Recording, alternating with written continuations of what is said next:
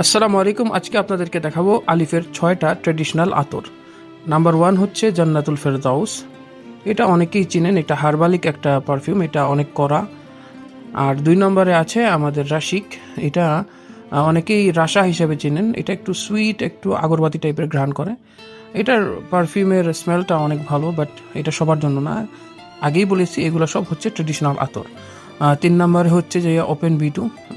এটা সবারই চেনা, এটা অনেক কড়া উদি একটা ভাইব দেয়, একটু অ্যাম্বারি টাইপের।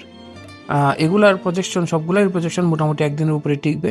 এগুলোর প্রাইস কিন্তু সমান ৮০ থেকে ১০০ টাকা, ১২০ টাকা, যে সব জায়গায় অ্যাভেলেবেল আছে। এটার ঘ্রাণ উদি অ্যাম্বারি, অনেক কড়া টাইপের।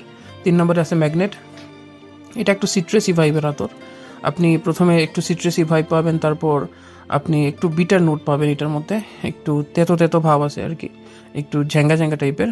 আর ৪ নম্বরে আছে আপনাদের সবার পছন্দের মুখাল্লাত আল হিন্দ। এটা একটু মুখাল্লাত মানে সব ধরনের পারফিউমের ব্ল্যান্ড, যেমন একটু উদি, একটু অ্যাম্বারি, একটু ইনসেন্সি, একটু ফ্রুটি নোট আছে এগুলোর মধ্যে। এটা আমার সবার ভালো লাগবে, এটা তেমন খারাপ না।